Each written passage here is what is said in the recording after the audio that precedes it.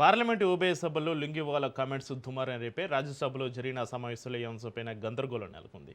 CPM సభ్యుడు John బ్రిట్రస్ను BJP మహిళా సభ్యురాలు లుంగివాలాని సంబోధించారంటూ సభ దృష్టికి తీసుకురావడంతో వివాదం మొదలైంది. ఇది తనను తన ప్రాంతీయ సంస్కృతిని అవమానించడమేనంటూ బ్రిట్రస్ తీవ్ర అభ్యంతరం వ్యక్తం చేశారు. దీంతో అధికార విపక్ష సభ్యుల మధ్య తీవ్ర వాగ్వాదం, పరస్పర నినాదాలతోటి సభ కార్యకలాపాలు పూర్తిగా స్తంభించిపోయాయి. ఈ వివాదంపైన స్పందించిన పార్లమెంటరీ వ్యవహారాల మంత్రి కిరణ్ రిజిజు అందరం భారతీయులమని, సభ్యులంతా సంయమనం పాటించాలని కోరగా సభ నాయకుడు జేపీ నడ్డా స్పందిస్తూ ఆ వస్త్రాన్ని లుంగిగా కాకుండా ధోతీగా పేర్కొనాలని సూచించారు.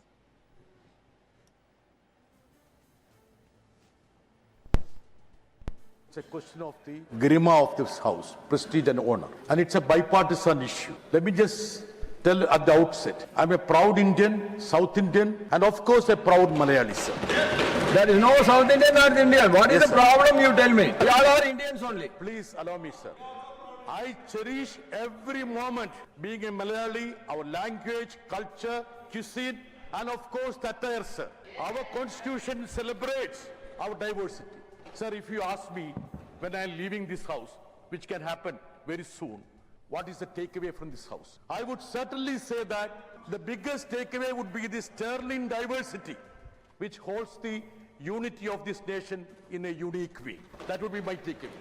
A honorable member who I hold in high esteem, let me just say, that member came here and was disturbing me when I was fulfilling my obligation as a mover of a statutory resolution. Sir, please. Sir, the verbal duel is okay, we fight each other. But she repeatedly called me Lungi Wala, Lungi Wala.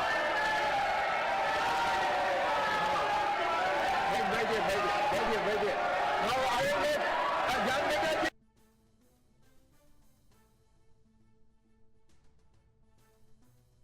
In this August House, every honorable member is equal. We are all equal Indians.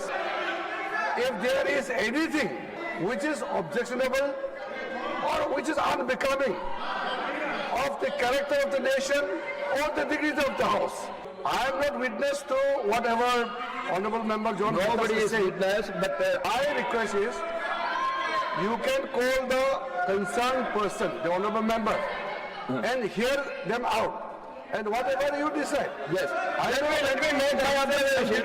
Statement of honorable member John Birtas. She is making allegation against one of the member.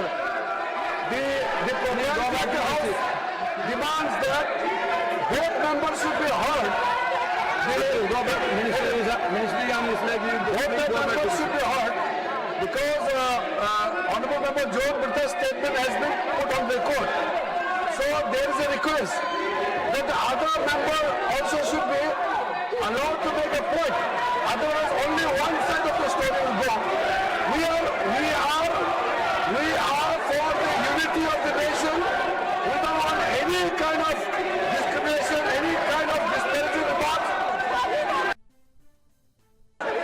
Sir, whatever John Birtas has said, certainly we respect every attire of every state, and we respect, we don't call it lungi, it is dhoti, and we respect it, and we don't subscribe to such statements. But at the same time, what Sushmita Dev has to say, that should be also brought. ప్రతిపక్షాల తీరుపైన కేంద్ర హోంమంత్రి అమిత్ షా ఆగ్రహం వ్యక్తం చేశారు. తాము నేరుగా సభకు వెళ్లి అన్ని విషయాలపైన వివరంగా మాట్లాడతామని, ప్రతిపక్షాలు లేవనెత్తే ప్రతి ఒక్క ప్రశ్న కూడా బహిరంగంగా సమాధానం ఇస్తారని అమిత్ షా సవాల్ విసిరారు. సభలో సుదీర్ఘ చర్చకు తాము సిద్ధంగా ఉన్నామని ఛాలెంజ్ చేశారు. 3 बजे से चर्चा चालू कर देंगे और कल 3 बजे मैं जवाब दे दूंगा सारी चीजों का। संसद में चर्चा करने के नियम बने हैं, तरीके बने हैं। अब मुझे कोई कहता है कि आप एक स्टेटमेंट दे दो, इतने गंभीर मसले पर इस तरह से चर्चा नहीं हो सकती है। शायद आपके पद्धति में होगा, मगर संसदीय पद्धति ये नहीं है। संसद में एट लेंथ चर्चा होती है। आज 3 बजे से देर रात तक जब तक वो बैठे, और कल दोपहर 3 बजे तक हम तो क्वेश्चन आवर भी सस्पेंड करने के लिए तैयार है, अगर स्पीकर साहब अनुमति देते हैं तो। कल 3 बजे तक मैं चर्चा के लिए तैयार हूं। मैं खुद बैठूंगा, हर चीज लिखूंगा, और हर चीज का जवाब दूंगा, जिससे देश की जनता के सामने सारी चीजें स्पष्ट हो जाए, दूध का दूध और पानी का पानी हो जाए। अब विपक्ष ने तय करना है कि उनको चर्चा करनी है या हंगामा करना है। आज मैं चैनलों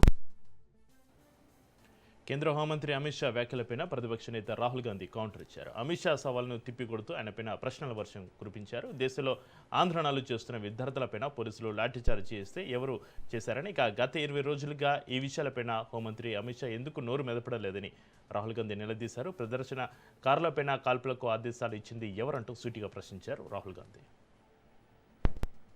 हमने खारगे जी और मैंने प्रेस कॉन्फ्रेंस किया, बाकी ऑपोजिशन ने क्लियरली बोला है we are not interested in listening to mister Amit Shah, we are not interested in him giving us a lecture और a discussion, we are interested in one simple thing, and when I say we I mean the younger generation of this country. Who shot those students? Who gave the order to shoot those students? Who blinded one of the students? Who shot one of the students in the ear? Who gave the order to beat the students with lathis, with nails? Who gave that order? That order was implemented by the Home Ministry. Delhi Police and RAC are both Home Ministry systems. Did Mr. Amit Shah give this order to shoot our children, or did he not? If he did, he should resign because he is culpable. And if he did not, he should resign because he is incompetent. Right? This is अब आपने मुझसे सवाल पूछा, आप उनको interrupt करती हैं? नहीं, जब वो बोलते हैं आप इंटरप्ट करते हैं जब वो बोलते हैं, क्यों नहीं करते हैं आप? हमें इंटरप्ट करते हैं, हमें 24 घंटा इंटरप्ट करते हैं, मगर उनको कभी इंटरप्ट नहीं करते आप? उनमें क्या स्पेशल चीज है जो पूरा मीडिया चुप करके चूहे जैसे उसके सामने खड़ा हो जाता है? आपको स्टूडेंट्स नहीं डर रहे हैं, पूरे देश में स्टूडेंट्स नहीं डर रहे हैं, आपको भी नहीं डरना चाहिए. Whether Mr. Amit Shah comes and opines, we don't care what he has to say. First of all, the most important thing to understand is 20 दिन के लिए गायब हो गए. यहाँ बैठे थे, गाड़ी आती थी जाती थी, 30 गाड़ियां उनके. Student should know this. 30 cars around Amit Shah. उनके घर के सामने जाइए, वहां पे मतलब 1000 पुलिस वाले खड़े हुए हैं कि कोई बच्चा ना आ जाए. तो गुब्बारे में से गैस निकल गई, अब लास्ट मिनट वो उसमें फिर से गैस भरने की कोशिश कर रहे हैं, बट गुब्बारा फट गया है. Amit Shah has no courage. The home minister of India has no courage. He can not come to the house. हमने సివిల్ సప్లైస్ శాఖపైన సీఎం రేవంత్ రెడ్డి కీలక సమీక్షా సమావేశం నిర్వహించారు. ధాన్యం కొనుగోళ్లు, రైస్ మిల్లర్ల బకాయిల వసూళ్లు, గోదాముల వినియోగం, మహిళా సంఘాలకు బాధితులు అప్పగించే అంశాలపైన అధికారులకు దిశానిర్దేశం చేశారు. డిఫాల్ట్ అయిన రైస్ మిల్లర్ల నుంచి బకాయిలను వసూలు చేయాలని సీఎం ఆదేశించారు. బకాయిల వసూలకు ప్రత్యేక విధానం రూపొందించి దీనిపైన కేబినెట్ సబ్ కమిటీలో చర్చించి నిర్ణయం తీసుకోవాలని సూచించారు. బకాయిల వసూలే ప్రధాన లక్ష్యంగా చర్యలు ఉండాలని స్పష్టం చేశారు. మిల్లర్ల బ్లాక్ మెయిల్ను సహించేది లేదని సీఎం రేవంత్ రెడ్డి తేల్చి చెప్పారు.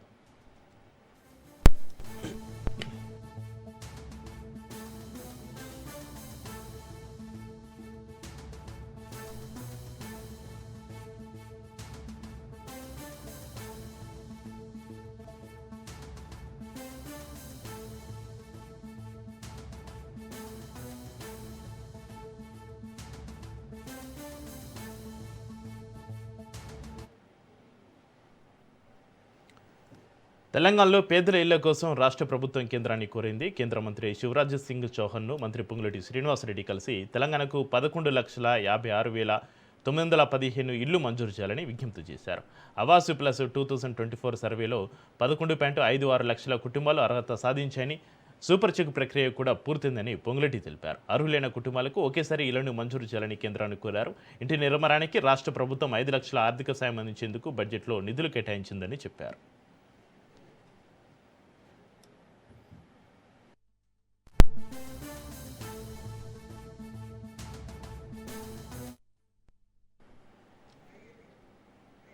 ఏపీలో పెట్టుబడులకు సంబంధించి కీలక పరిణామం చోటు చేసుకుంది. పరిశ్రమలు, విద్యుత్, ఐటీ, పర్యాటకం, ఫుడ్ ప్రాసెసింగ్ రంగాలకు సంబంధించిన పెట్టుబడి ప్రతిపాదనలపైన రాష్ట్ర స్థాయి పెట్టుబడుల ప్రోత్సాహక బోర్డు SIPB సమావేశంలో చర్చ కొనసాగింది. 20వ SIPB సమావేశం సందర్భంగా బోర్డు ముందుకు ఏకంగా 37 ప్రాజెక్టులకు సంబంధించి దాదాపు 2.08 లక్షల కోట్ల పెట్టుబడి ప్రతిపాదనలు వచ్చాయి.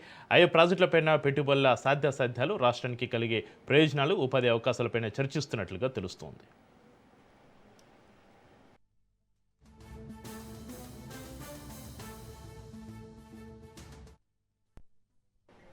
ఏపీలో శాంతి భద్రతలపైన సీఎం చంద్రబాబు నాయుడు కీలక సమీక్ష సమావేశం నిర్వహించారు. మహిళలు, చిన్నారులపైన నేరాల నియంత్రణ, సైబర్ క్రైమ్ కట్టడి, గంజాయి, బ్లేడ్ బ్యాచ్ల అగడాలకు అడ్డుకట్ట వేయడంపైన సీఎం పోలీసులకు కీలక సూచనలు చేశారు. సోషల్ మీడియాలో ఫేక్ ప్రచారాలను అరికట్టాలని ఆదేశించారు.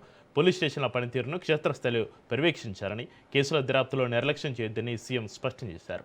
చట్టాన్ని చేతుల్లోకి తీసుకునే వారిపైన కఠిన చర్యలు తీసుకోవాలని అధికారులను ఆదేశించారు.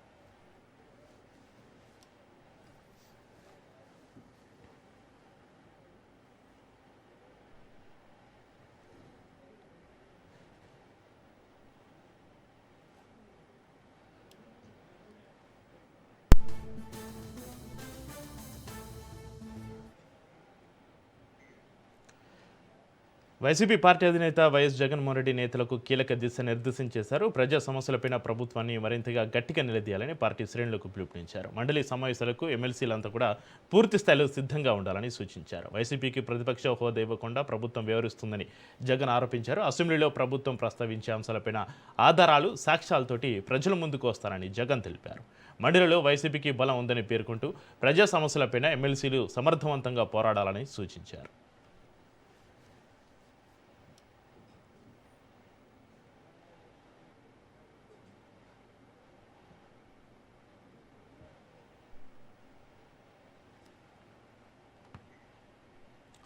హైదరాబాద్లో బీసీ వర్గాల కీలక సమావేశం జరిగింది. డిఎస్ఎస్ భవన్లో బీసీ ప్రజాప్రతినిధులు, బీసీ కుల సంఘాల నాయకులతోటి మంత్రి పొన్నం ప్రభాకర్ సన్నద్ధత సమావేశం నిర్వహించారు.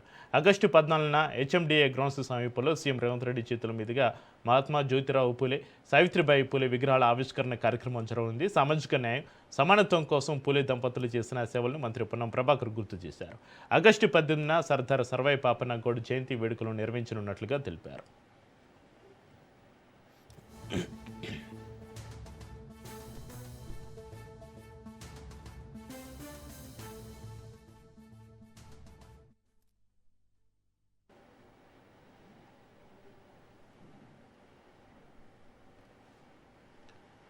ఓటర్ల జాబితాలో ఓట్ల తొలగింపు అంశంపైన బీఆర్ఎస్ బృందం రాష్ట్ర ఎన్నికల ప్రధాన అధికారిని కలిసింది. 74 లక్షల ఓట్లు తొలగించారంటూ బీఆర్ఎస్ నేతలు సీఈఓ దృష్టికి తీసుకెళ్లారు. తొలగించిన ఓట్ల పరిస్థితి ఏంటి, తిరిగి ఓటు హక్కు పొందేందుకు వారు ఎలా దరఖాస్తు చేసుకోవాలి అనే అంశాలపైన ఎన్నికల కమిషన్ వివరణ కోరినట్లుగా తెలిపారు.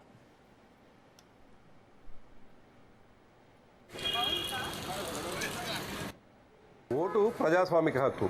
ఒక్క ఓటు కూడా ఈ దేశంలో ఉన్నటువంటి ఏ ఒక్క వ్యక్తికి కూడా ఓటు లేకుండా ఉండకూడదు అనేదే మా భారత రాష్ట్ర సమితి పక్షాన ముందు నుంచి కూడా ఎన్నికల కమిషన్కు సహకరిస్తూ పార్టీ పక్షాన పనిచేసుకుంటూ వస్తున్నాం. కానీ దురదృష్టం ఏంటంటే ఫైనల్ లిస్టు పెట్టిన తర్వాత దాదాపు 74 లక్షల మంది ఓట్లు లేవు అనేటువంటిది తేలడంతో ఆ పార్టీ పక్షాన ఇవాళ మేము ఈసీ గారిని కలవడం జరిగింది.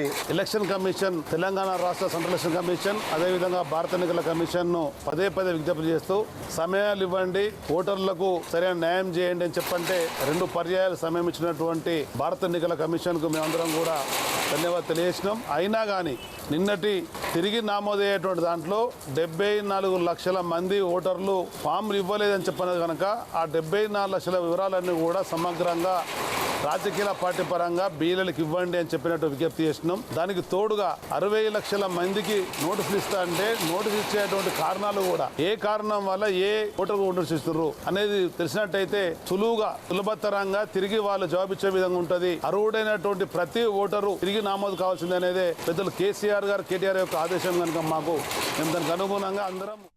ఓటు ప్రజాస్వామిక హక్కు. ఒక్క ఓటు కూడా ఈ రాజన్న సిరిసిల్ల జిల్లా వీర్నపల్లి మండల కేంద్రంలో నిర్వహించిన కేసీఆర్ కంటి వెలుగు కార్యక్రమంలో బీఆర్ఎస్ వర్కింగ్ ప్రెసిడెంట్ కేటీఆర్ పాల్గొన్నారు. ఈ సందర్భంగా 1371 మందికి కంటి అద్దాలను పంపిణీ చేశారు. గత ప్రభుత్వాలు చేపట్టిన మంచి కార్యక్రమాలను తర్వాత వచ్చిన ప్రభుత్వాలు కొనసాగిస్తేనే ప్రజలకు నిజమైన మేలు జరుగుతుందని కేటీఆర్ అన్నారు. కేసీఆర్ హయాంలోనే వీర్నపల్లిని మండలంగా ఏర్పాటు చేస్తామని తెలిపారు. కాంగ్రెస్ ప్రభుత్వం కంటి వెలుగు పథకాన్ని కొనసాగించకపోయినా కూడా తాము జిల్లా వ్యాప్తంగా ఈ కార్యక్రమాన్ని అమలు చేస్తామని కేటీఆర్ స్పష్టం చేశారు. చేసుకుంటే అప్పుడన్న ప్రభుత్వానికి సోయి వచ్చి వాళ్ళు మొదలు పెడితే మంచిదే. వాళ్ళకి మొదలు పెట్టి మేము చేస్తాం, ఇక మీరు చేసేది ఏంటి అంటే పర్వాలేదు, ప్రభుత్వం ప్రజల ఖర్చుతో ప్రజల సొమ్ముతో చేస్తా అంటే నాకేం అభ్యంతరం లేదు.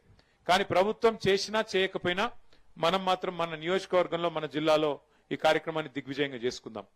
ప్రజా పాలన అంటే ప్రజల దగ్గరికి అధికారులు రావాలి. మీరు ఎల్లారెడ్డిపేట కురుకుడు, కరీంనగర్ కురుకుడు కలెక్టర్ కోసం అన్నట్టు కాకుండా మండలాన్ని మీ దగ్గర తెచ్చినాం. అట్లాగే తాండాలలో కూడా సర్పంచ్లకు, పంచాయత్ సెక్రటరీలకు మీ అందుబాటులో ఉండేటట్టు పంచాయత్ సెక్రటరీలు నియమించినాం. అట్లాగే వ్యవసాయం చేసుకునే రైతుల కోసం బ్రహ్మాండంగా అగ్రికల్చర్ ఎక్స్టెన్షన్ ఆఫీసర్లను మరి 5,000 ఎకరాలకు ఒక్కరు చొప్పున రైతు వేదిక కట్టి వాళ్ళకు కూడా ఇక్కడనే మనం మీ దగ్గరనే కూర్చోబెట్టినాం. అట్లా దాంతో పాటు మనకు ఎల్లారెడ్డిపేట పోయే అవసరం లేకుండా వీరినపల్లిలో మండల ఆఫీసర్లను కూర్చోబెట్టుకున్నాం. మీరు కరీంనగర్ పోయే అవసరం లేకుండా సిరిసిల్లలోనే కలెక్టర్ గారిని, ఎస్పీ గారిని, జిల్లా అధికారులందరినీ తీసుకొచ్చి సిరిసిల్లనే కూర్చోబెట్టినాం.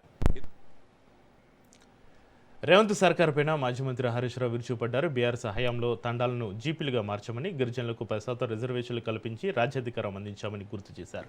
ఎస్టీల భూములు బలవంతంగా గుంజుకుని ముఖ్యమంత్రి బంధువులకు కట్టబెడుతున్నారని, లగచర్లు భూములు ఇవ్వమన్న గిరిజనులపైన అక్రమ కేసులు పెట్టి బేడీలు వేశారని మండిపడ్డారు.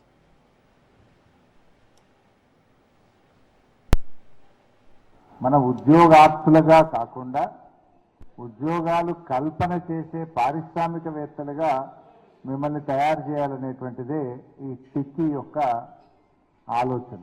పారిశ్రామికవేత్తలుగా ఎదిగారు. ఇవాళ టిక్కీలో ఎవరున్నారు? మన గిరిజన బిడ్డలు పారిశ్రామికవేత్తలుగా, వ్యాపారవేత్తలుగా ఈ సమాజంలో స్థిరపడ్డారో మేం బాగుపడమే కాదు, మా గిరిజన సోదరులకు కూడా మా సహకారాన్ని అందించాలి. ప్రభుత్వంలో ఉండేటువంటి సబ్సిడీలు, ప్రభుత్వంలో ఉన్నటువంటి పథకాలు కేంద్ర రాష్ట్ర ప్రభుత్వాల ద్వారా ఎలా పొందాలి, అనుమతులు ఎలా తెచ్చుకోవాలి, వ్యాపారాలు ఏ రంగాల్లో మనకు అవకాశాలు ఎక్కువగా ఉన్నాయి, మీరు ఎలా చేసుకుంటే ముందుకు వెళ్ళొచ్చు అని చెప్పి వారు మీకు గైడెన్స్ ఇవ్వడానికి, మీకు సహకారాన్ని అందించడానికి, మీలో చైతన్యాన్ని కలిగించడానికి, మీకు ఒక మార్గాన్ని చూపించి మార్గదర్శిగా నిలబడడం కోసమే టిక్కీ ప్రతినిధులు ఇక్కడికి రావడం జరిగింది. నాకు దర్పల్లి, నిజామాబాద్ జిల్లా దర్పల్లి నుంచి రమేష్ నాయక్ అని ఒక ఆయన వచ్చి కలిసినాడు. 12-13 సంవత్సరాల క్రితం లండన్ పోయింది. హోంమంత్రి అనిత వైసీపీ అధినేత జగన్ పైన తీవ్ర విమర్శలు చేశారు. ఈసారి కూడా 11 మంది వైసీపీ ఎమ్మెల్యేలు అసెంబ్లీకి హాజరు కాకపోవడం దారుణమని అనిత మండిపడ్డారు. జగన్ వెనుక ఉన్న ఎమ్మెల్యేలు కనీసం స్పీకర్ను అధ్యక్ష అని పిలవలేని పరిస్థితిలో ఉన్నారని విమర్శించారు. జగన్కు దమ్ముంటే అసెంబ్లీకి రావాలని, సభలో అన్ని అంశాలపైన చర్చించేందుకు ప్రభుత్వం సిద్ధంగా ఉందని హోంమంత్రి అనిత స్పష్టం చేశారు. నిజంగా వాళ్ళందరినీ చూసి జాలనిపిస్తుంది. కానీ నేను ఒకటి మాత్రం చెప్తున్నా, ఏదైతే ఈరోజు కావాలని రోడ్ల మీదకి వచ్చి లేనిపోని ఆరోపణలు చేసి నిందలు మోపుతున్నారో, నీకు నిజంగా ధైర్యం ఉంటే రండి, అసెంబ్లీకి రండి, అక్కడ చర్చించుకుందాం. అసెంబ్లీ కన్నా పెద్ద ప్లాట్ఫామ్ ఏదైనా దొరుకుతుందా జగన్మోహన్ రెడ్డికి, వాళ్ళ ఎమ్మెల్యేలకి? ఒకసారి ఆలోచించుకోవాలి కదా. ఒక్క డిఎస్సి పోస్టు కూడా ఇవ్వని వాడికి అందులో అక్రమాలు ఎలా జరుగుతాయి, అక్రమాలు ఏం జరుగుతాయి ఏం తెలుస్తుంది? పోనీ మీరందరూ కూడా కోర్టులకు వెళ్ళారు కదా, మీ సొంత పార్టీ ఎమ్మెల్సీ కోర్టుకు వెళ్తే కోర్టు ఏ రకంగా మొట్టికాయలు ముట్టారో మీకు చూసుకున్నారు కదా. అంటే ఆఖరికి ఒక బాధ్యతాయుతమైన గవర్నమెంట్లో మేము ఉన్నాం కాబట్టి, ఎన్డీఏ గవర్నమెంట్ ఉంది కాబట్టి, ఏవైతే ఆరోపణలు చేశారో ఆరోపణలన్నిటికీ కూడా ఒక్క కేస్ బై కేస్ చాలా క్లియర్గా అధికారులే బయటకు వచ్చి దానికి ఎక్స్ప్లెనేషన్ ఇచ్చారు, దానికి విత్ ఎవిడెన్స్ చూపించారు. అయినప్పటికీ కూడా ఈరోజు బేస్లెస్ ఆరోపణలు. వైసీపీ ఎమ్మెల్సీ వరద కళ్యాణి ప్రభుత్వంపై తీవ్రస్థాయి విమర్శలు చేశారు. జగన్మోహన్ రెడ్డిని ఎదుర్కొనే ధైర్యం ప్రభుత్వానికి లేకే ఆయనకు ప్రతిపక్ష నేత హోదా ఇవ్వడం లేదని ఆరోపించారు. మెగా డిఎస్సీలో అక్రమాలు జరిగాయని ప్రభుత్వానికి తెలుసని, అందుకే ఈ వ్యవహారంపైన సిబిఐ విచారణ చేయించే ధైర్యం ప్రభుత్వానికి లేదని వరద కళ్యాణి విమర్శించారు. డిఎస్సీ అక్రమాలపైన ప్రభుత్వం సమాధానం చెప్పాలని వారు డిమాండ్ చేశారు. ఇవ్వట్లేదు. ప్రతిపక్షం ఉన్నది ఒక్క మా పార్టీయే. మరి మా పార్టీకి ఎందుకు ప్రతిపక్ష హోదా ఇవ్వట్లేదు? మా పార్టీ అధ్యక్షులుగా జగనన్నకి ప్రతిపక్ష నేత హోదా ఇవ్వట్లేదు. ఎందుకంటే మీకు దమ్ము ధైర్యం లేదు కాబట్టి. ముందు నుంచి కూడా ప్రతిపక్ష నేత హోదా కావాలి, అప్పుడే ఖచ్చితంగా ప్రజల సమస్యల మీద మేము ప్రభుత్వాన్ని నిలదీయడానికి సరిపోయిన సమయం దొరుకుతుంది అని జగనన్న అడుగుతూ ఉన్నారు. మేమేమో ఇదేదో ప్రోటోకాల్ కోసం అడగట్లేదు, శాసనసభలో మాట్లాడడానికి సమయం కావాలి అని అడుగుతూ ఉన్నాం. సమయం ఇవ్వకపోతే ఈ సమస్యలన్నీ ఎలా ప్రశ్నిస్తారు? మిగతా ఎమ్మెల్యేలకి ఎలాగిచ్చారో అలా జగనన్నకి ఇస్తారు అంటే అది ఎంతవరకు సమంజసం? మనం ప్రజాస్వామ్య దేశంలో ఉన్నాం కదా. ప్రతిపక్షానికి ప్రతిపక్ష హోదా ఇవ్వడం, అలాగే ప్రజా సమస్యల మీద నిలదీయడానికి సరిపోయినంత సమయాన్ని ప్రతిపక్ష నేతకు ఇవ్వడం అనేది ఒక హక్కు. హక్కుగా రావాల్సిన దాన్ని మీరు ఎందుకు ఇవ్వట్లేదు? ఎందుకంటే జగనన్నని చూసి భయపడి మీరు పారిపోతూ ఉన్నారు. హోంమంత్రి అయిన అనిత గారు వైసీపీ కీలక నిర్ణయం తీసుకుంది. శాసనమండలి డిప్యూటీ చైర్మన్ పదవికి తూమాటి మాధవరావును వైసీపీ అధినేత జగన్ ఎంపిక చేశారు. డిప్యూటీ చైర్మన్ పదవికి తూమాటి మాధవరావు అభ్యర్థిత్వానికి పార్టీ ఎమ్మెల్సీలంతా కూడా పూర్తి మద్దతు ఇవ్వాలని జగన్ సూచించారు. ఎన్నిక ప్రక్రియ సాఫీగా జరిగేలా ఎమ్మెల్సీలంతా సమన్వయంతో పనిచేయాలని ఆదేశించారు. తూమాటి మాధవరావు ఎంపికపైన పార్టీ ఎమ్మెల్సీలతోటి జగన్ చర్చించినట్లుగా తెలుస్తోంది. డిప్యూటీ చైర్మన్ ఎన్నిక నేపథ్యంలో పార్టీ ఎమ్మెల్సీల మద్దతును సమీకరించడంపైన వైసీపీ దృష్టి సారించింది. ఎన్నిక ప్రక్రియలో ఎలాంటి ఇబ్బందులు తలెత్తకుండా ఎమ్మెల్సీలంతా సమన్వయంతో వ్యవహరించాలని జగన్ సూచించడంతో డిప్యూటీ చైర్మన్ ఎన్నికపైన వైసీపీలో కసరత్తు మొదలైంది.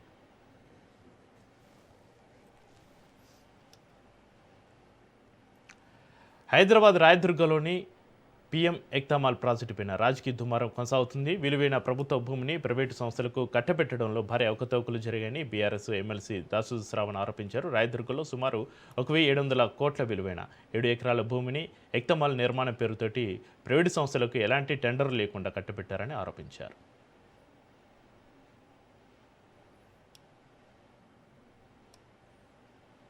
భూ సంపదను ఇవాళ విత్సలవిడి వ్యాపారానికి ఇవాళ పాల్పడుతున్నటువంటి ఒక పరిస్థితి రాయదుర్గం సాక్షిగా ఈరోజు మనం ఇక్కడ చూస్తా ఉన్నాం. మల్కం చెరువు ఎదురుగా ఉన్నటువంటి దాదాపు ఎకరా 250 కోట్ల రూపాయల పైచిలుకు విలువైనటువంటి ఒక గోల్డ్ మైన్ మీద మనం నిలబడి ఉన్నాం. ఇవాళ ఈ స్థలం ఏదైతే మీరు కాంపౌండ్ కట్టి ఇక్కడ ఏదైతే అక్రమ నిర్మాణం జరుగుతుందో, ఈ అక్రమ నిర్మాణం జరుగుతున్నటువంటి ఒక స్థలం 6 ఎకరాల 30 గుంటలు, అంటే దాదాపు దగ్గర 7 ఎకరాలు. 7 ఎకరాలంటే దగ్గర 17,000 కోట్ల రూపాయల విలువ చేసినటువంటి ఒక భూమి ఇది. ఈ భూమిని రేవంత్ రెడ్డి గారు అత్త సొమ్ము అల్లుడు దానం చేసినట్టుగా ఇవాళ వంశీరామ్కు, అపర్ణ లీడ్ ఫ్యూచర్ వాళ్లకు కట్టబెట్టి తద్వారా 1,000 కోట్ల రూపాయల కమిషన్లు కరీంనగర్లో ఉద్రిక్త పరిస్థితి చోటు చేసుకుంది. కరీంనగర్ ఎమ్మెల్యే గంగుల కమలాకర్ పైన బీజేపీ కార్పొరేటర్ బండారి వేణు అనుచిత వ్యాఖ్యలు చేశారంటూ బీఆర్ఎస్ శ్రేణులు ఆగ్రహం వ్యక్తం చేశాయి.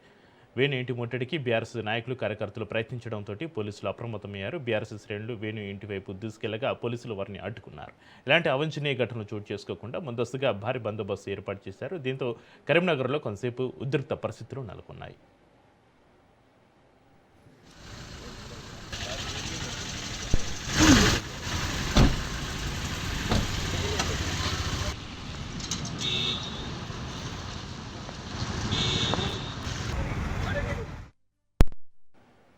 నిరుద్యోగుల రౌండ్ టేబుల్ సమావేశం సందర్భంగా హైదరాబాద్ ప్రెస్ క్లబ్ వద్ద ఉద్రిక్త పరిస్థితులు నెలకొన్నాయి. ఎమ్మెల్సీ కోదండరాం వాహనాన్ని నిరుద్యోగులు అడ్డుకోవడంతో అక్కడ కొంతసేపు గందరగోళ వాతావరణం కనిపించింది. వెంటనే రంగులోకి దిగిన పోలీసులు ఆందోళన చేస్తున్న పలువురు నిరుద్యోగులను అదుపులోకి తీసుకుని పోలీస్ స్టేషన్కు తరలించారు. ఈ క్రమంలో నిరుద్యోగులు, పోలీసులు, మీడియా మధ్య కొంతసేపు వాగ్వాదం చోటు చేసుకుంది. మరోవైపు తెలంగాణ కాంతి దళ అధ్యక్షుడు కూడా పోలీసులతోటి వాగ్వాదానికి దిగడంతో పరిస్థితి మరింత ఉద్రిక్తంగా మారింది.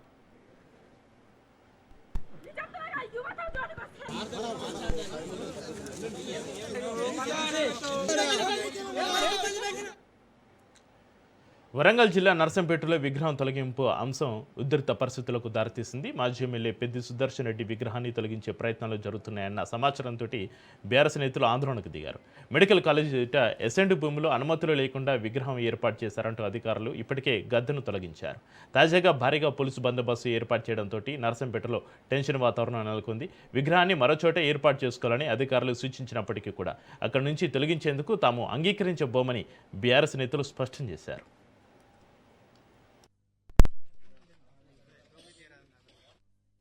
హైదరాబాద్లోని ఎల్బీనగర్ పోలీస్ స్టేషన్లో విషాదకర ఘటన చోటు చేసుకుంది. 2024 బ్యాచ్కు చెందిన కానిస్టేబుల్ సాయి కుమార్ పోలీస్ స్టేషన్లోనే ఉరివేసుకుని ఆత్మహత్యకు పాల్పడడం తీవ్ర కలకలం రేపింది. అయితే సాయి కుమార్ మృతి చెందిన విషయాన్ని తమకు ముందస్తు సమాచారం ఇవ్వకుండానే మృతదేహాన్ని హుటాహుటిన ఆసుపత్రికి తరలించడంపై కుటుంబ సభ్యులు తీవ్ర ఆగ్రహం వ్యక్తం చేస్తున్నారు. అధికారుల వేధింపులు, విపరీతమైన వర్క్ ప్రెజర్ వల్లే సాయి కుమార్ ఈ ధర్నానికి ఒడిగట్టాడని ఆరోపిస్తూ వారు పేస్ ఎదుట బైఠాయించి ఆందోళనకు దిగారు.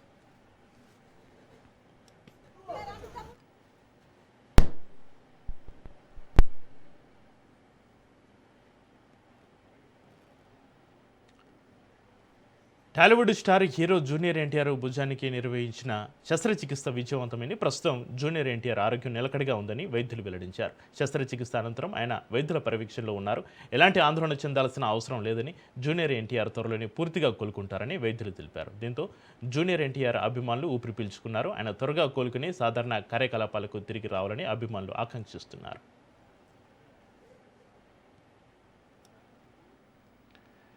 మాజీ రాష్ట్రపతి రామ్నాథ్ కోవింద్ ఆత్మకథ పుస్తకాన్ని ప్రధాని మోడీ ఆవిష్కరించారు. ఢిల్లీలోని విజ్ఞాన్ భవన్లో జరిగిన ఈ కార్యక్రమంలో కోవింద్ జీవితంలోని కీలక ఘట్టాలను వివరించే ఈ పుస్తకాన్ని విడుదల చేశారు. కోవింద్ వ్యక్తిగత జీవితం, రాజకీయ ప్రస్థానంలోని ముఖ్యమైన సంఘటనలు ఈ ఆత్మకథలో పొందుపరిచారు. సామాన్య కుటుంబం నుంచి వచ్చి దేశ అత్యున్నత పదవిని అధిష్ఠించిన రామ్నాథ్ కోవింద్ జీవితం యువతకు ఆదర్శమని ప్రధాని మోడీ అన్నారు.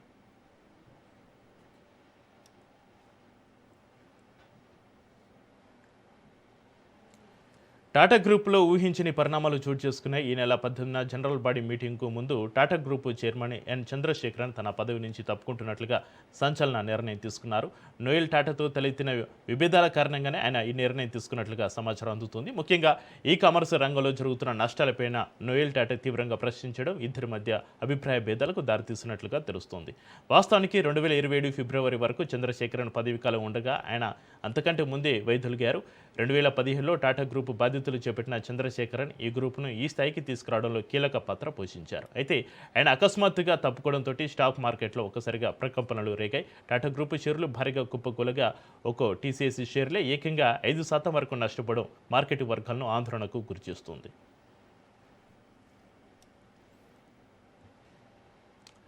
నేపాల్లోని జగన్నాథ్ ప్రాంతంలో భారీ కొండ చర్యలు విరిగిపడ్డాయి. కొండపై నుంచి జారిపడ్డ భారీ బండరాయి ఆగి ఉన్న ఒక బస్సు పైన పడింది. భారీ బండరాయి ఢీ కొట్టడంతో బస్సు పూర్తిగా ధ్వంసమైంది. అయితే ఈ ఘటన జరిగిన సమయంలో బస్సులో ప్రయాణికులు ఎవరూ లేకపోవడంతో పెను ప్రాణ నష్టం తప్పింది. ఈ ఘటనతో స్థానికులు ఒక్కసారిగా భయాందోళనకు గురయ్యారు. కొండ చర్యలు విరిగిపడే ప్రాంతంలో అధికారులు అప్రమత్తంగా ఉండాలని సూచిస్తున్నారు. కొలంబియాలో భూకంపం పెను విషాదాన్ని మిగిల్చింది. భూకంపం మృతుల సంఖ్య అంతకంతకు పెరుగుతోంది. ఇప్పటివరకు 224 మంది ప్రాణాలు కోల్పోగా 668 మందికి పైగా గాయపడినట్లుగా అధికారులు వెల్లడించారు. శిథిరాల కింద ఇంకా పలువురు చిక్కుకొని ఉండడంతో మృతుల సంఖ్య మరింత పెరిగే అవకాశం ఉందన్న ఆందోళన వ్యక్తమవుతుంది. భూకంపం ప్రభావంతో పలు ప్రాంతాల్లో భవనాలు దెబ్బతిన్నాయి.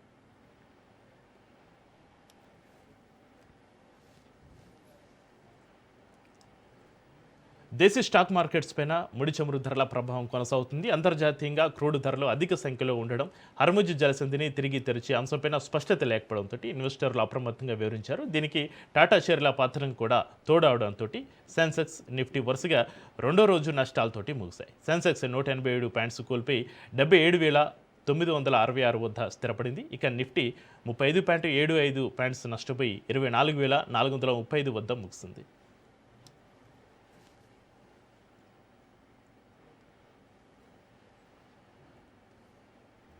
ఇవి ఇప్పటివరకు నా బులెటిన్ అప్డేట్ చూస్తూనే ఉండండి రాష్ట్ర న్యూస్.